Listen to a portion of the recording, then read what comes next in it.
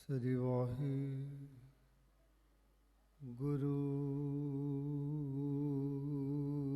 ਜੀ। ਤਦ ਆਗੇ ਅਰਦਾਸ ਹਮਾਰੀ, ਜਿਉ ਪਿੰਡ ਸਭ ਤੇਰਾ। ਕਹੋ ਨਾਨਕ ਸਭ ਤੇਰੀ ਵਡਿਆਈ, ਕੋਈ ਨਾਉ ਨ ਜਾਣੇ ਮੇਰਾ।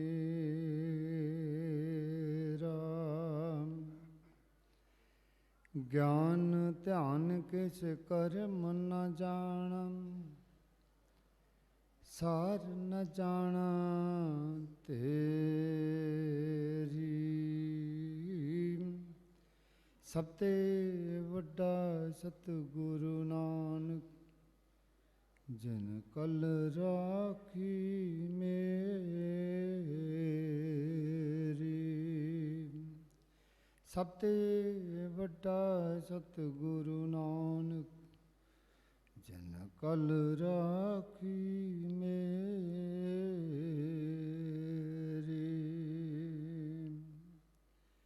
ਸ੍ਰੀ ਵਾਹਿਗੁਰੂ ਜੀ।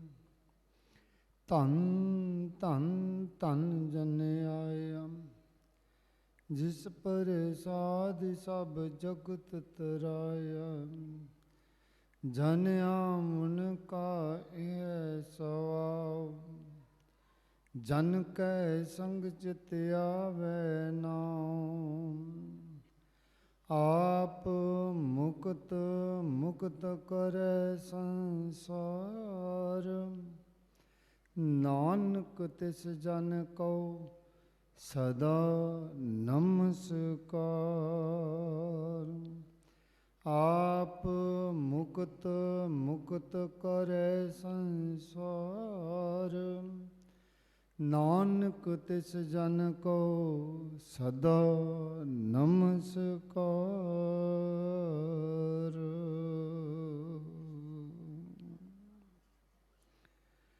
ਵਾਹਿਗੁਰੂ ਜੀ ਕਾ ਖਾਲਸਾ, ਵਾਹਿਗੁਰੂ ਜੀ ਕੀ ਫਤਿਹ। ਪਰਮ ਸਨਮਾਨਯੋਗ ਗੁਰੂ ਪਿਆਰੀ ਸਾਧ ਸੰਗਤ ਜੀ, ਆਪ ਸਭ ਵਡਭਾਗੇ ਹੋ ਜੋ ਕਲਯੁਗ ਦੇ ਅਵਤਾਰ ਧੰਨ ਗੁਰੂ ਨਾਨਕ ਪਾਤਸ਼ਾਹ ਜੀ,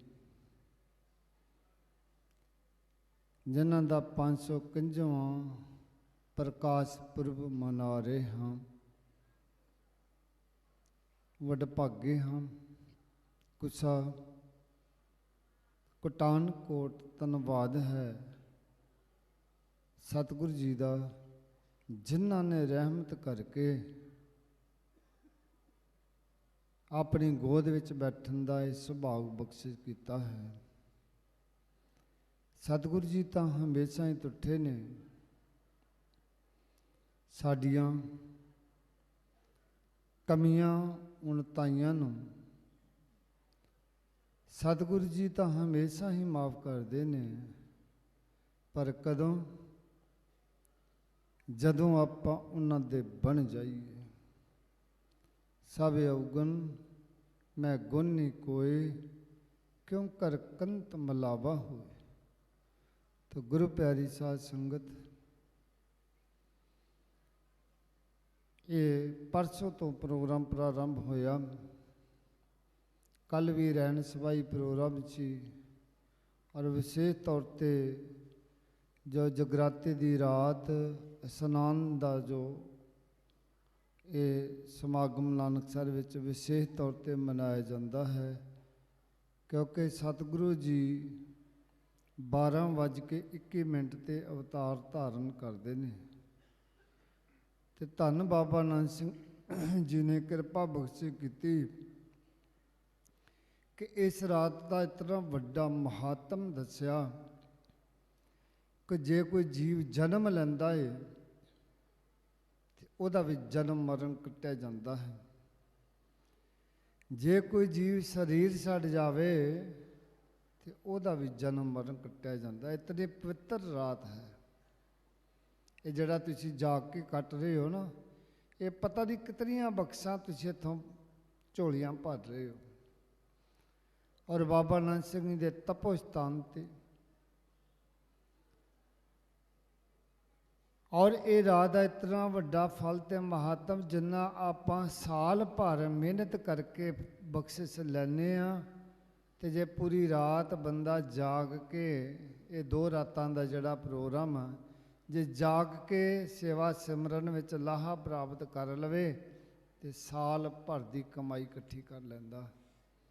ਇਹ ਤੋਂ ਵੱਡੀ ਹੋਰ ਕਿਰਪਾ ਬਖਸ਼ਿਸ਼ ਕੀ ਹੋਣੀ ਹੈ। ਸੋ ਆਪ ਸਭ ਵਡਭਾਗੇ ਹੋ।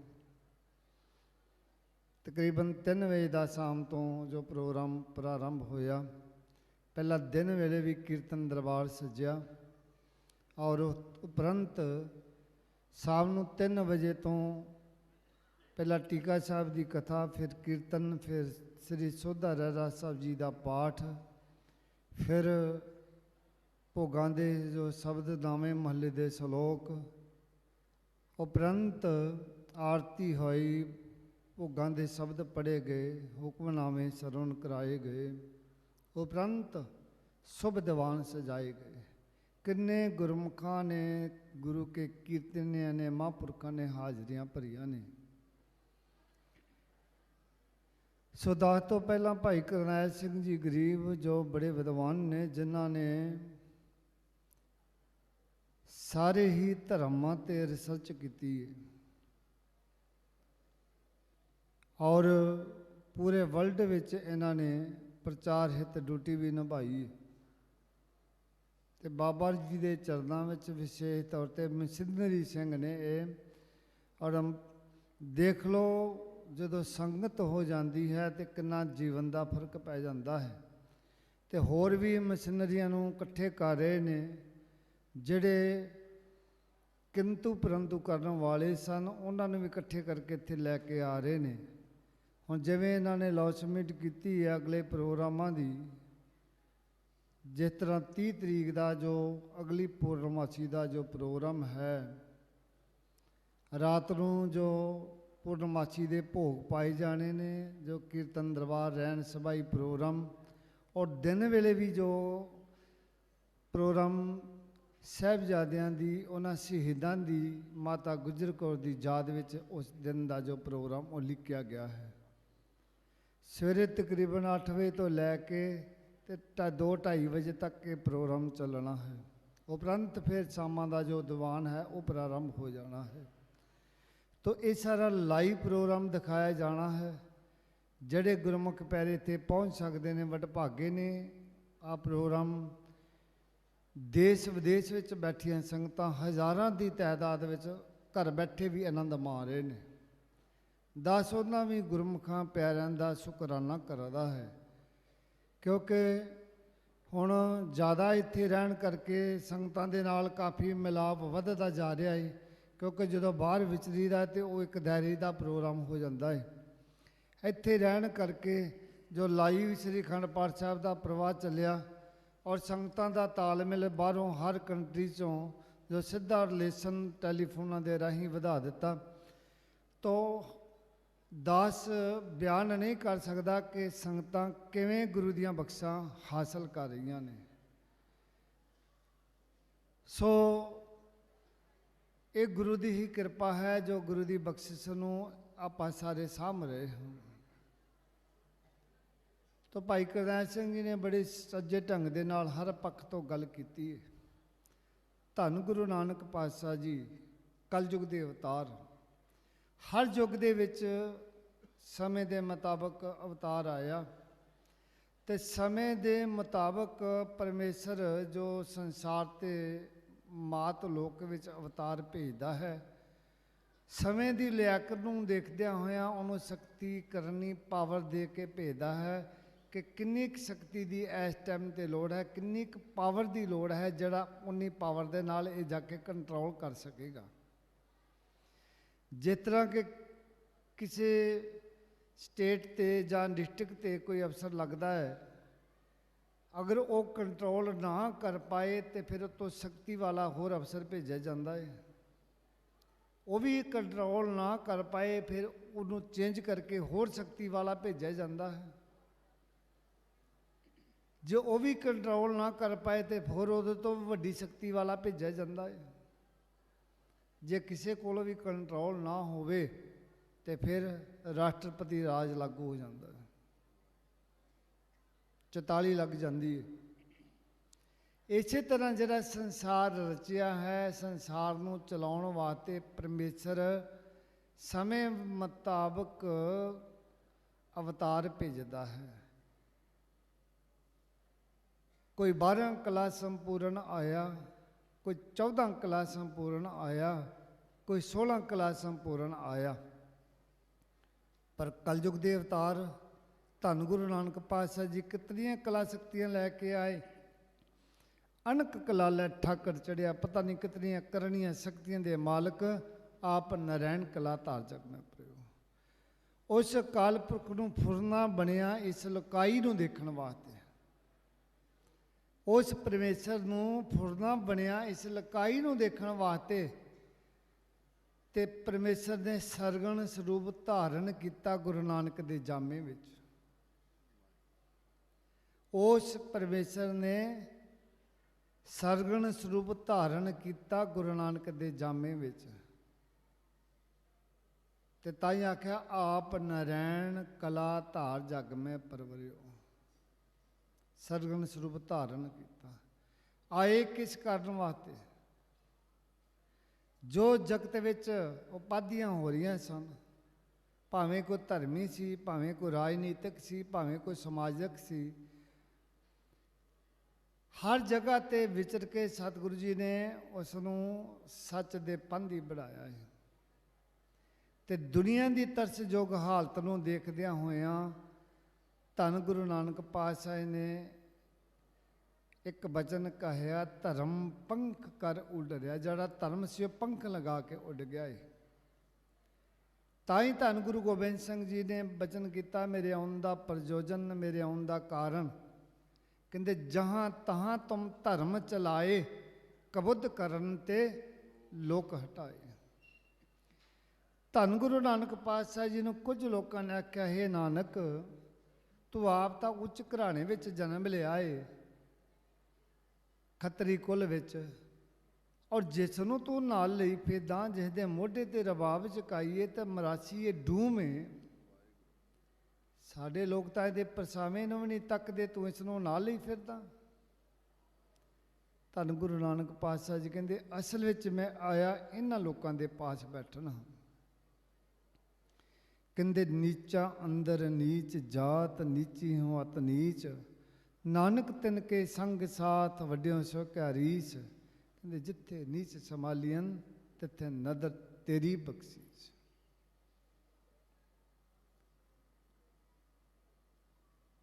इसे करके ही सतगुरु जी ने 4 उदासियां कीतियां ने। उदासियां का भी मेन कारण यह सी कि जिथे भी कोई कराहे पिया सी उसनूं सच दे पंधी बनाउणा। आपां सारी रोज़ पढ़ते भी हाँ, नाम भी लैंदे हाँ, और उन्हां समयां नूं याद भी करते हाँ। सज्जन ठग वर्गे, कौडे राखस वर्गे, भूमे चोर वर्गे, सारिਆਂ ਨੂੰ सच दे पंधी बनाया। ते सज्जन ठग दी ठच्छा साखी मैं सारा जो प्रोग्राम है अटेंड किया। मेरा ख्याल 2-3 बार इत्थे जो सुनाई गई सज्जन ठग दी साखी, ते महापुरखा ने भी सरल कराई। सज्जन ठग दे बारे जिक्र किया। मैं एक बेनती करनी चाहुंदा है, वो जड़ा सज्जन ठग सी, ठगियां मारदा सी, कुराहे पिया सी, जिस वक्त उसनों गुरु नानक दे दर्शन हो गए वो संत बन गया। वो ठग उस दिन तो उसने अपना जो कराहे पिया सी सारे कारज छड्ड दिते, बख्शिया गया। धन गुरु नानक पातशाह दे बचनों ते फुल चढ़ा दिते। जो चोरियां करने वाला सी वो चोरियां छड्ड गया, भूमिया चोर।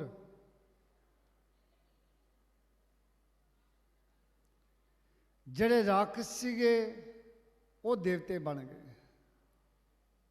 कदों? जदों गुरु नानक की सौह प्राप्त हो गई। इत्थे साखियां इतिहास सुनाउण दा इन्ना समा नहीं, लेकिन जड़ा टांका लग गया ठग वाला, जड़ा चोर वाला टांका लग गया,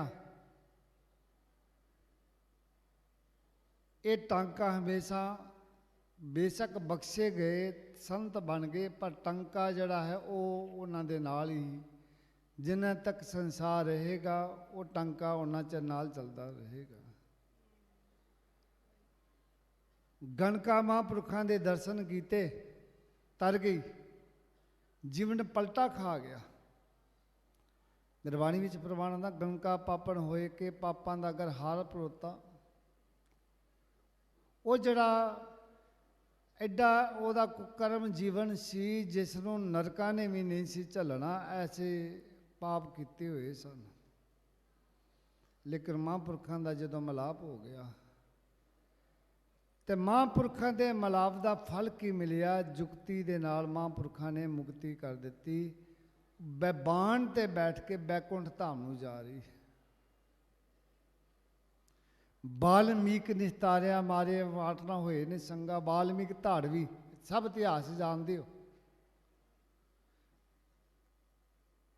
जो ऐसा जीवन सी ते महापुरखों का मिलाप हो गया, जीवन पलटा खा गया। अज ओदी संसार ते पूजा हो रही है, ओदा नाम जपया जा रहा है, ओदा नाम जपया जा रहा है।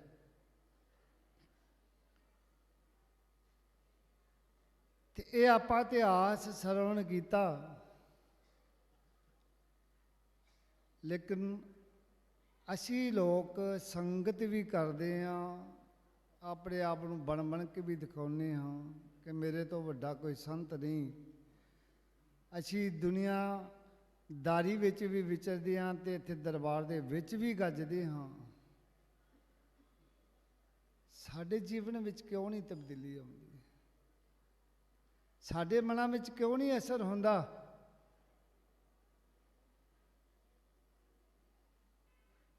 कि एक पासे आपां अपने आप नूं उस अवस्था विच लैके जाने आ, दुनियादारी ने तो झूठ बोलना है, दुनियादारी ने कुकर्म करने ने, लेकिन दुनियादारी तो भी आपां गांह लंघ चुके हैं।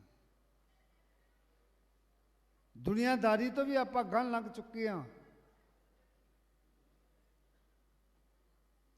लिबास पहन के असी इतना झूठ बोलते, इतना असी कुफर तोलते हैं, सानू बोलन लग्या भी शर्म नहीं आउंदी, बोलन लग्या भी शर्म नहीं आउंदी। जबान तो एक मिनट फिर जाने, साड़ी कोई जबान नहीं रह गई कि गुरु घर विच हर इंसान जबान का दिता खांदा है। जबान ते पहरा असी नहीं दे सकते, जबान साड़ी कोई नहीं रह गई तो असी की लोगों को बन बन के दिखाने भी असी बड़े वड्डे संत बन गए हैं। सो गुरमुखो, इस भेख का नाम संत नहीं, इस लिबास का नाम संत नहीं जे। संत किनू कहा जाता? जिसने सत नूं साध लिया, जिस दी रचना ते सत है, जिसकी दृष्टि विच सत है, जिहदे कदमां विच सत है, ते जो रचना तो कहना वो सत हो जाना, वो संत है। वो किसी भी लिबास विच, किसी भी भेख विच हो सकता है। धन गुरु अर्जन पातशाह जी जिस वक्त लाहौर गए सन ते संगतां सेवा कर रही सन, सतगुरु जी दे ਕੋਲ ਬੇਨਤੀਆਂ ਕਰ ਕਰਕੇ ਘਰਾਂ ਵਿੱਚ ਚੜ੍ਹਨ ਪਵਾ ਰਹੇ ਸਨ ਤੇ ਆਪਣੀਆਂ ਕਾਮਨਾਵਾਂ ਸੰਪੂਰਨ ਕਰਦੇ ਸਨ। ਇਸੇ ਤਰ੍ਹਾਂ ਭਾਈ ਬੁੱਧੂ ਦੇ ਮਨ ਵਿੱਚ ਵੀ ਇੱਕ ਫੁਰਨਾ ਬਣਿਆ ਕਿ ਜਿਵੇਂ ਹੋਰ ਸੰਗਤਾਂ ਗੁਰੂ ਨੂੰ ਆਪਣੇ ਗ੍ਰਹਿ ਵਿਖੇ ਬੁਲਾ ਕੇ ਚਰਨ ਪਵਾ ਕੇ ਆਪਣੇ ਕਾਰੋਬਾਰ ਕਾਮਨਾਵਾਂ ਸੰਪੂਰਨ ਕਰਦੀਆਂ ਨੇ, ਤੇ ਆਪਾਂ ਵੀ ਕਿਉਂ ਨਾ ਕਰੀਏ।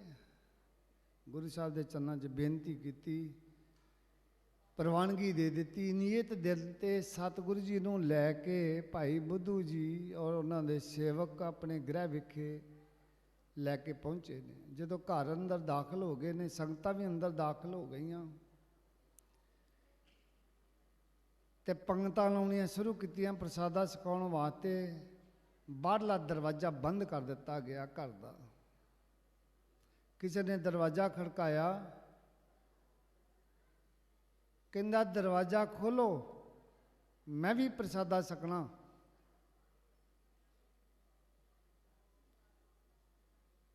ਤੇ ਜਦੋਂ ਦਰਵਾਜ਼ਾ ਖੜਕਾਇਆ ਤੇ ਜਿਹੜੇ ਬੁੱਧੂ ਦੇ ਸਹਾਇਕ ਸਨ ਉਹ ਕਹਿੰਦੇ ਤੇਰੇ ਵਾਸਤੇ ਲੰਗਰ ਨਹੀਂ,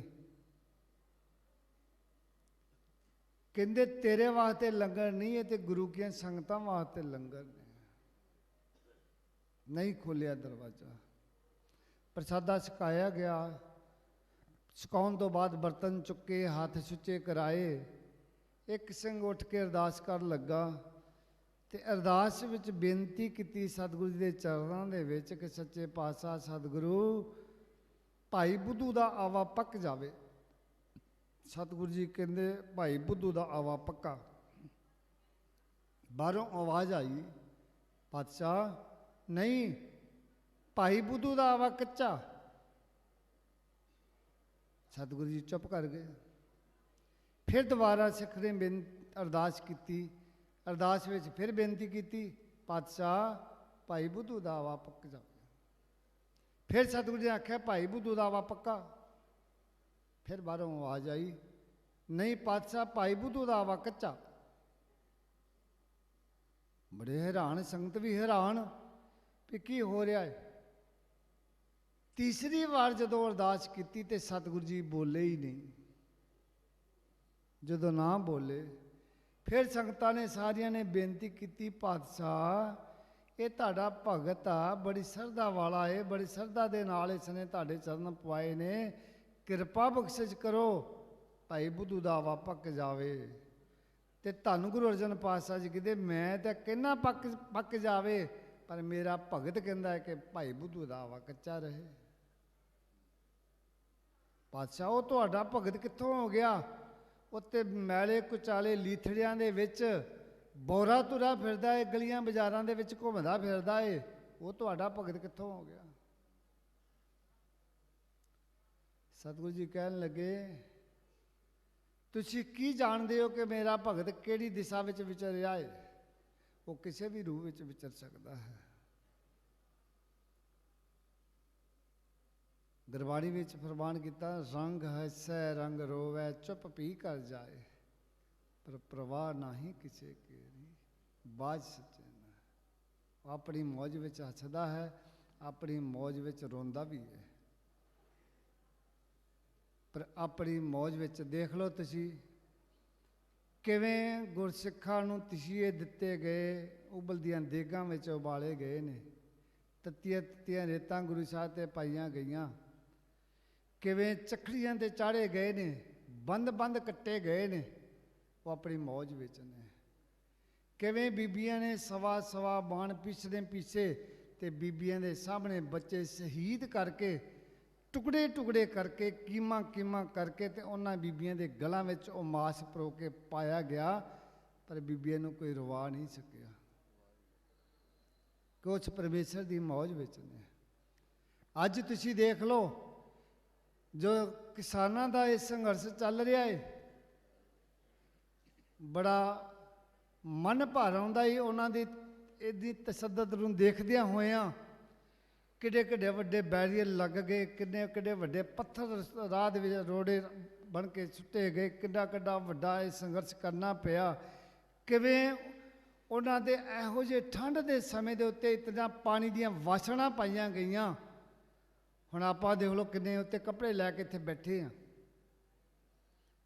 ਪਰ ਇਸ ਟਾਈਮ ਤੇ ਰਾਤਾਂ ਦੇ ਸਮੇਂ ਦੇ ਉਹਨਾਂ ਤੇ ਠੰਡੇ ਪਾਣੀ ਦੀਆਂ ਵਾਸਣਾ, ਫਿਰ ਗੰਦੇ ਪਾਣੀ ਦੀਆਂ ਵਾਸਣਾ ਪਾਉਣੀਆਂ, ਪਰ ਉਹਨਾਂ ਨੂੰ ਕੋਈ ਰਵਾਤ ਨਹੀਂ ਸਕਿਆ। ਉਹ ਪਿੱਛੇ ਆਪਣੇ ਕਦਮਾਂ ਤੋਂ ਮੁੜੇ ਤੇ ਨਹੀਂ, ਕਿਉਂ ਨਾ? ਕਿਉਂਕਿ ਉਹਨਾਂ ਨੂੰ ਆਪਣੇ ਗੁਰੂ ਦਾ ਭਰੋਸਾ ਹੈ। ਆਪਣੇ ਸੰਘਰਸ਼ ਵਿੱਚ ਚੱਲ ਰਹੇ। ਹੁਣੇ ਭਾਈ ਕਰਨੈਲ ਸਿੰਘ ਜੀ ਨੇ ਇੱਕ ਇੰਗਲੈਂਡ ਦੀ ਜੋ 84 ਦੇ ਸਮੇਂ ਦੀ ਜੋ ਗੱਲ ਸੁਣਾਈ, ਇੱਕ ਪਾਸੇ ਉਹਨਾਂ ਦੇ ਡਾਂਗਾਂ ਵੱਜ ਰਹੀਆਂ ਨੇ, ਤਸ਼ੱਦਦ ਹੋ ਰਿਹਾ ਉਹਨਾਂ ਨੂੰ, ਦੂਸਰੇ ਪਾਸੇ ਉਹੀ ਰਹਿ ਜਿਹੜੇ ਉੱਥੇ ਗਏ ਨੇ ਸੰਘਰਸ਼ ਦੇ ਵਿੱਚ, ਤੇ ਉੱਥੇ ਨਾਲ ਹੀ ਡਾਂਗਾਂ ਖਾ ਕੇ ਤੇ ਉਹਨਾਂ ਦੀਆਂ ਪੁਲਿਸ ਵਾਲਿਆਂ ਦੀਆਂ ਡਾਂਗਾਂ ਮਾਰਨ ਵਾਲੀਆਂ ਦੇ ਪੰਗਤਾਂ ਲਾ ਕੇ ਤੇ ਉਹਨਾਂ ਨੂੰ ਪ੍ਰਸ਼ਾਦਾ ਛਕਾ ਰਹੇ, ਲੰਗਰ ਛਕਾ ਰਹੇ ਨੇ ਉਸੇ ਵਕਤ, ਉਸੇ ਟਾਈਮ ਤੇ ਜਦੋਂ ਉਹਨਾਂ ਨੂੰ ਡਾਂਗਾਂ ਵੱਜ ਰਹੀਆਂ ਤੇ ਨਾਲ ਹੀ ਪੰਗਤਾਂ ਲਵਾ ਕੇ। ਇਹ ਗੁਰੂ ਨੇ ਕਿਰਪਾ ਕੀਤੀ ਆਪਣੇ ਸਿੱਖਾਂ ਦੇ ਹਿਰਦੇ ਵਿੱਚ, ਗੁਰੂ ਨੇ ਬਲ ਬਖਸ਼ਿਸ਼ ਕੀਤਾ ਹੈ। ਇਹ ਸਿੱਖ ਨੂੰ ਏਡਾ ਵੱਡਾ ਹਿਰਦਾ ਦਿੱਤਾ ਹੈ ਕਿ ਇਹ ਸਿੱਖ ਦੇਖ ਲਓ ਅੱਜ ਤੱਕ ਪਿਛੋਕੜ ਤੋਂ ਤੱਕ ਲੋ, ਦੇਖ ਲਓ ਜਿੱਥੇ ਵੀ ਕੋਈ ਐਸੀ ਕੋਈ ਘਟਨਾ ਵਾਪਰੀ, ਕਿਤੇ ਵੀ ਕੋਈ ਮੁਸ਼ਕਲ ਆਈ, ਤੇ ਉੱਥੇ ਹੀ ਸਿੱਖ ਮੋਹਰੇ ਹੁੰਦੇ ਆਏ। ਕਿੰਨੀਆਂ ਕਿੰਨੀਆਂ ਜੰਗਾਂ ਦੇ ਵਿੱਚ ਵੀ ਉੱਥੇ ਪ੍ਰਸ਼ਾਦਾ ਪਹੁੰਚਾਉਂਦੇ ਰਹੇ, ਮੌਤ ਦੀ ਉਹਨਾਂ ਨੂੰ ਕੋਈ ਪਰਵਾਹ ਨਹੀਂ। ਲੇਕਿਨ ਗੁਰੂ ਨੇ ਇਹਨਾਂ ਦੇ ਹਿਰਦੇ ਅੰਦਰ ਇਹ ਵੱਡੀ ਕਿਰਪਾ ਸ਼ਕਤੀ ਬਖਸ਼ਿਸ਼ ਕਰ ਦਿੱਤੀ ਹੈ। ਤਾਂ ਹੀ ਜਦੋਂ ਵੀ ਆਪਾਂ ਅਰਦਾਸ ਕਰਦੇ ਹਾਂ ਤੇ ਹਮੇਸ਼ਾ ਅਰਦਾਸ ਦੇ ਵਿੱਚ ਆਪਾਂ ਕੀ ਮੰਗਦੇ ਹਾਂ? ਨਾਨਕ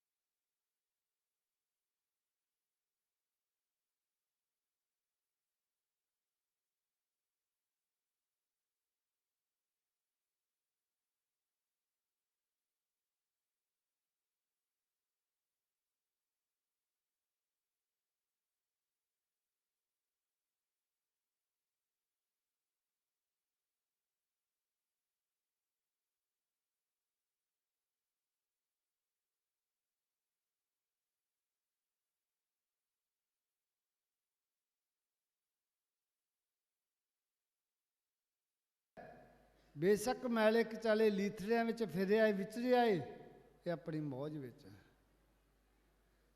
ਪਰ ਇਹਦੀ ਜਿਹੜੀ ਅੰਦਰ ਦੀ ਸੁਰਤ ਹੈ, ਬਿਰਤੀ ਏ, ਉਹ ਹਮੇਸ਼ਾ ਮੇਰੇ ਨਾਲ ਜੁੜੀ ਹੋਈ ਹੈ। ਸੋ ਗੁਰਮੁਖ ਪਿਆਰਿਓ, ਉਹ ਕਿਸੇ ਵੀ ਰੂਪ ਵਿੱਚ ਵਿਚਰ ਸਕਦਾ ਹੈ। ਇਸ ਭੇਖ ਦਾ ਨਾਮ ਸੰਤ ਨਹੀਂ, ਸੰਤ ਕਰਨੀ ਜੀਵਨ ਦਾ ਨਾਮ ਸੰਤ ਹੈ। ਕਰਦੇ ਜੀਵਨ ਦਾ ਨਾਮ ਸੰਤ ਹੈ, ਭੇਖ ਦਾ ਨਾਮ ਸੰਤ ਨਹੀਂ ਹੈ। ਕਈ ਵਾਰ ਅਸੀਂ ਭੇਖ ਦੇ ਜ਼ਰੀਏ ਹੀ ਦੁਨੀਆ ਨੂੰ ਗਮਰਾਹ ਕਰ ਲੈਂਦੇ ਹਾਂ। ਭੇਖ ਹੀ ਇੱਕ ਐਸਾ ਹੈ ਜੋ ਦੁਨੀਆ ਦੇ ਵਿੱਚ ਇੱਕ ਬੜਾ ਵੱਡਾ ਓਹਲਾ ਵੀ ਪਾ ਦਿੰਦਾ ਹੈ।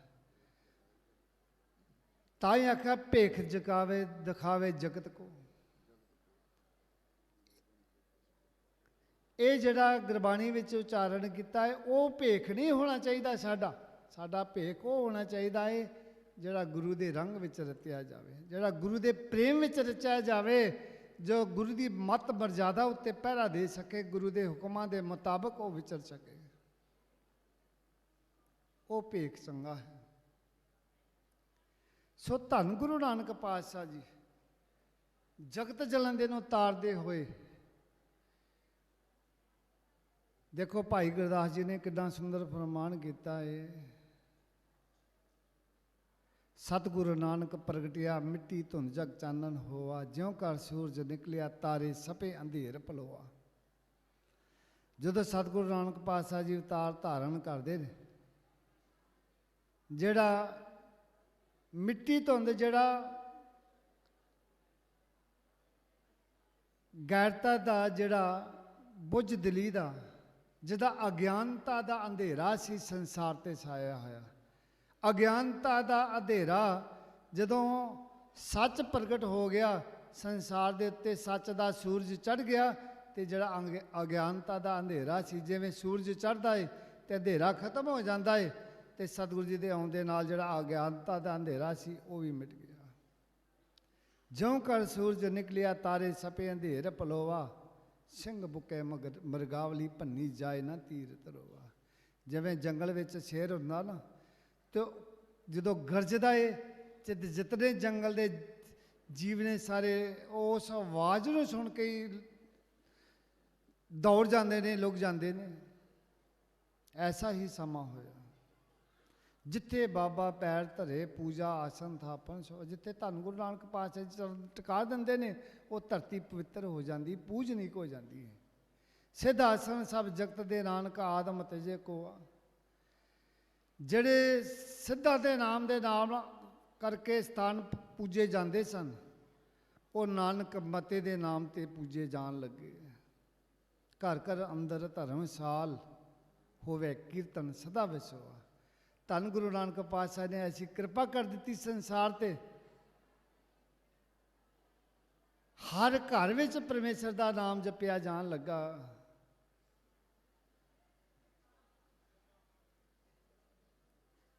ਇਹ ਧੰਨ ਗੁਰੂ ਨਾਨਕ ਪਾਤਸ਼ਾਹ ਨੇ ਆ ਕੇ ਏਡੀ ਵੱਡੀ ਕਿਰਪਾ ਕੀਤੀ। ਘਰ ਘਰ ਅੰਦਰ ਧਰਮਸਾਲ ਹੋਵੇ ਕੀਰਤਨ ਸਦਾ ਵਿਸਵਾ। ਬਾਬੇ ਤਾਰੇ ਚਾਰ ਚੱਕ, ਨੌ ਖੰਡ ਪ੍ਰਿਥਵੀ ਸੱਚਾ ਢੋਆ, ਗੁਰਮੁਖ ਕਲ ਵਿੱਚ ਪ੍ਰਗਟ ਹੋਆ। ਸੁਣੀ ਪੁਕਾਰ ਦਾਤਾਰ ਪ੍ਰਭ ਗੁਰੂ ਨਾਨਕ ਜਗ ਮਾਹੇ ਪਠਾਇਆ। ਚਰਨ ਧੋਏ ਰਹਿ ਰਾਸ ਕਰ ਚਰਨਾਪਤ ਸਿਖਾਂ ਪਰਾਇਆ। ਪਾਰ ਬ੍ਰਹਮ ਪੂਰਨ ਬ੍ਰਹਮ ਕਲ ਜੋ ਅੰਦਰ ਇੱਕ ਦਿਖਾਇਆ। ਚਾਰੇ ਪੈਰ ਧਰਮ ਦੇ ਚਾਰ ਵਰਣਾ ਇੱਕ ਵਰਨ ਕਰਾਇਆ। ਰਾਣਾ ਰੰਕ ਬਰਾਬਰੀ ਪੈਰੀ ਪਵਣਾ ਜਗ ਵਰਤਾਇਆ। ਦੇਖੋ ਕੀ ਗੁਰੂ ਸਾਹਿਬ ਨੇ ਕੌਤਕ ਕਰਾ ਦਿੱਤੇ ਨੇ।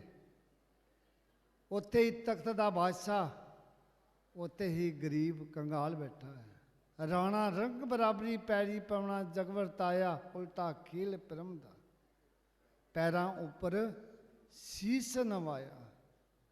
ਕਲ ਯੁਗ ਬਾਬੇ ਤਾਰਿਆ, ਸਤਨਾਮ ਪੜ ਮੰਤਰ ਸੁਨਾਇਆ। ਕਲ ਤਾਰਨ ਗੁਰੂ ਨਾਨਕ ਆਇਆ। ਇਸੇ ਤਰ੍ਹਾਂ ਦੁਨੀਆ ਦੀਆਂ ਦਾਸੀਆਂ ਕਰਦੇ ਕਰਦੇ ਸਤਿਗੁਰੂ ਜੀ ਮੱਕੇ ਨੂੰ ਜਾਂਦੇ ਨੇ। ਬਾਬਾ ਫਿਰ ਮੱਕੇ ਗਿਆ ਨੀਲ ਬਸਤਰ ਧਾਰੇ ਬਣਵਾਰੀ। ਆਸਾ ਹੱਥ ਕਿਤਾਬ ਕਛ ਕੂਜਾ ਵਾਂਗ ਮਸੱਲਾ ਧਾਰੀ। ਧੰਨ ਗੁਰੂ ਨਾਨਕ ਪਾਤਸ਼ਾਹ ਜੀ ਜਦੋਂ ਮੱਕੇ ਦਾ ਹੱਜ ਕਰਨ ਵਾਸਤੇ ਲੋਕ ਜਾਂਦੇ ਸਨ, ਤੇ ਉੱਥੇ ਦੇ ਲੋਕਾਂ ਨੂੰ ਸੱਚ ਦੇ ਪੰਥੀ ਬਣਾਉਣ ਵਾਸਤੇ, ਸਹੀ ਮਾਰਗ ਦਿਖਾਉਣ ਵਾਸਤੇ ਮੱਕੇ ਨੂੰ ਚਾਲੇ ਪਾ ਦਿੱਤੇ ਨੇ। ਪਰ ਉਹਨਾਂ ਵਾਲਾ ਲਿਬਾਸ ਪਹਿਨ ਲਿਆ, ਉਹਨਾਂ ਵਾਲਾ ਸਾਜੋ ਸਮਾਨ ਲੈ ਕੇ ਤੇ ਚਾਲੇ ਪਾਤੇ। ਬਾਬਾ ਫਿਰ ਮੱਕੇ ਗਿਆ ਨੀਲ ਬਸਤਰ ਧਾਰੇ ਬਣਵਾਰੀ। ਆਸਾ ਹੱਥ ਕਿਤਾਬ ਕਛ ਕੂਜਾ ਵਾਂਗ ਮਸੱਲਾ ਧਾਰੀ। ਬੈਠਾ ਜਾਏ ਮਸੀਤ ਵਿੱਚ ਜਿੱਥੇ ਹਾਜੀ ਹਜ ਗੁਜ਼ਾਰੀ। ਜਾ ਕੇ ਮਸੀਤ ਵਿੱਚ ਬਹਿ ਗਏ ਨੇ ਜਿੱਥੇ ਹਾਜੀ ਹਜ ਕਰਦੇ ਨੇ। ਜਾਂ ਬਾਬਾ ਸੁੱਤਾ ਰਾਤ ਨੂੰ ਵੱਲ ਮੈਂ ਰੱਬੇ ਪਾਏ ਪਸਾਰੀ। ਜਾਂ ਰਾਤ ਨੂੰ ਆਰਾਮ ਕਰਨ ਲੱਗੇ ਨੇ, ਰੈਸਟ ਕਰਨ ਲੱਗੇ ਨੇ। ਜਿੱਧਰੋਂ ਨਮਾਜ਼ ਪੜ੍ਹਦੇ ਨੇ ਉਧਰ ਨੂੰ ਜੋ ਲੱਤਾਂ ਕਰਕੇ ਤੇ ਲੇਟ ਗਏ ਨੇ। ਜੀਵਨ ਮਾਰੀ ਲੱਤ ਦੀ ਕਿਹੜਾ ਸੁੱਤਾ ਕੁਬਰ ਕਬਾਰੀ। ਜਿਹੜਾ ਉੱਥੇ ਦਾ ਮੇਨ ਜ਼ਿੰਮੇਵਾਰ ਸੀ ਜੀਵਨ, ਉਹਨੇ ਆ ਕੇ ਗੁਰੂ ਨਾਨਕ ਪਾਤਸ਼ਾਹ ਦੇ ਜ਼ੋਰ ਦੀ ਲੱਤ ਮਾਰੀ। ਇੱਥੇ ਬਸਰੀ ਕੋ ਬਚਨ ਵੀ ਬੋਲੇ, ਲੱਤਾਂ ਵੱਲ ਬਚਨ ਵੀ ਬੋਲੇ ਕਿ ਲੱਤਾਂ ਖੁਦਾਏ ਵੱਲ ਕਰਕੇ ਕਿਉਂ ਪੈ ਗਿਆ। ਲੱਤਾਂ ਵੱਲ ਖੁਦਾਏ ਦੇ ਕਿਉਂ ਹੋਏ ਗਿਆ ਬਜਗਾਰੀ, ਕਿ ਕਿਉਂ ਤੂੰ ਉੱਧਰ ਨੂੰ ਲੱਤਾਂ ਕਰਕੇ ਪੈ ਗਿਆ ਏ। ਤੈਨੂੰ ਪਤਾ ਨਹੀਂ ਤੂੰ ਕਿਹੜਾ ਕਾਫਰ ਆ ਗਿਆ, ਇੱਧਰ ਨੂੰ ਲੱਤਾਂ ਕਰਕੇ ਪੈ ਗਿਆ। ਤੇ ਧੰਨ ਗੁਰੂ ਨਾਨਕ ਪਾਤਸ਼ਾਹ ਨੇ ਕਿੰਨੇ ਪ੍ਰੇਮ ਦੇ ਨਾਲ ਉਹਨੂੰ ਬਚਨ ਕਹੇ। ਕਹਿਣ ਲੱਗੇ ਮੈਂ ਬਿਰਧ ਸੀ, ਮੈਨੂੰ ਪਤਾ ਨਹੀਂ ਸੀ, ਮੈਂ ਥੱਕਾ ਆਇਆ ਇੰਨਾ ਸਫ਼ਰ ਕਰਕੇ, ਪਰ ਮੈਨੂੰ ਪਤਾ ਨਹੀਂ ਲੱਗਿਆ ਕਿ ਇੱਧਰਲੇ ਪਾਸੇ ਨੂੰ ਲੱਤਾਂ ਨਹੀਂ ਕਰਨੀਆਂ। ਭਾਈ ਜਿੱਧਰਲੇ ਪਾਸੇ ਲੱਤਾਂ ਕਰਦੀਆਂ ਤੂੰ ਮੇਰੀਆਂ ਲੱਤਾਂ ਉੱਧਰ ਨੂੰ ਘੁਮਾ ਕੇ ਕਰ ਦੇ। ਦੇਖੋ ਕੀ ਅੱਗਿਓਂ ਜਵਾਬ ਪ੍ਰੇਮ ਨਾਲ ਦਿੱਤਾ ਉਹਨੂੰ, ਤੂੰ ਮੇਰੀਆਂ ਲੱਤਾਂ ਉੱਧਰ ਕਰ ਦੇ ਜਿੱਧਰ ਖੁਦਾ ਨਹੀਂ ਹੈ। ਤੰਗੋਂ ਪਕੜ ਘਸੀਟਿਆ। ਫਿਰ ਹਾਜੀ ਨੇ ਕੀ ਕੀਤਾ, ਗੁਰੂ ਸਾਹਿਬ ਦੀਆਂ ਲੱਤਾਂ ਤੋਂ ਪਕੜਿਆ ਏ ਤੇ ਘਸੀਟਣਾ ਸ਼ੁਰੂ ਕੀਤਾ ਕਿ ਜਿਹੜੇ ਪਾਸੇ ਖੁਦਾ ਨਹੀਂ ਉਧਰਲੇ ਪਾਸੇ ਨੂੰ ਲੱਤਾਂ ਕਰਨੀਆਂ ਸ਼ੁਰੂ ਕੀਤੀਆਂ। ਜਦੋਂ ਘੁਮਾਇਆ ਤੇ ਬੜਾ ਹੈਰਾਨ ਜਿਹਾ ਹੋ ਗਿਆ, ਮੈਂ ਕਿਤੇ ਭੁਲੇਖੇ ਵਿੱਚ ਤਾਂ ਨਹੀਂ, ਇੱਧਰ ਨੂੰ ਲੱਤਾਂ ਕੀਤੀਆਂ ਤੇ ਇੱਧਰ ਵੀ ਖੁਦਾ ਦਾ ਘਰ, ਤੇ ਫਿਰ ਇੱਥੇ ਵੀ ਬਸ ਨਹੀਂ, ਫਿਰ ਦੂਜੇ ਪਾਸੇ ਨੂੰ ਘੁਮਾ ਕੇ ਕਰਨ ਲੱਗਾ ਕਿ ਸ਼ਾਇਦ ਮੈਂ ਭੁਲੇਖੇ ਵਿੱਚ ਆ, ਦੂਜੇ ਪਾਸੇ ਨੂੰ ਘੁਮਾਉਣਾ ਸੀ। ਉਧਰ ਨੂੰ ਘੁਮਾਈਆਂ ਲੱਤਾਂ ਤੇ ਫਿਰ ਉਧਰ ਵੀ ਨਜ਼ਰ ਆਉਣ ਲੱਗ ਗਿਆ। ਇਹ 2-4 ਵਾਰ ਉਹਨੇ ਲੱਤਾਂ ਕਦੀ ਉਧਰ ਨੂੰ ਘੁਮਾਉਂਦਾ, ਕਦੀ ਉਧਰ ਨੂੰ ਘੁਮਾਉਂਦਾ ਲੱਤਾਂ, ਤੇ ਜਿੱਧਰ ਨੂੰ ਲੱਤਾਂ ਘੁਮਾਉਂਦਾ ਹੈ ਉਧਰ ਹੀ ਮੱਕਾ ਘੁੰਮ ਕੇ ਹੋ ਜਾਂਦਾ। ਦੇਖੋ ਕੀ ਕੌਤਕ ਹੋਇਆ। ਤੇ ਜਦੋਂ ਇਸ ਦ੍ਰਿਸ਼ਟ ਦੇਖੀ ਸਾਰੀ, ਉਹਨੇ ਸਮਾਂ ਦੇਖਿਆ ਤੇ ਆਪ ਵੀ ਗੁਰੂ ਸਾਹਿਬ ਦੇ ਚਰਨਾਂ ਤੇ ਡਿੱਗਾ, ਇਹ ਤੇ ਖੁਦਾ ਆ ਗਿਆ ਹੈ। और जितने हाजी सन सारे एकदम इकट्ठे हो गए, टंगो पकड़ के सीटिया फिरिया मक्का कला दिखारी, होए हैरान करें हारी। वो सारे हक्के बक्के रह गए, तो आप अल्लाह आ गया है, सतगुरु जी के चरने पै गए। तो सतगुरु जी तो आए ही जगत जलंदे नूं तारन वास्ते सन। इस तरह चलते चलते एक समय लाहौर के बाहर उतारा किया, पहर रात का समा सी, और बड़ा पहर रात के समय ते बड़ा चींग चघाड़े दी आवाज़ां आउणियां शुरू होईयां। ते सतगुरु जी कहन लगे कि चींग चघाड़ा क्यों पै रहा है, कित्थों आवाज़ां आ रही हैं।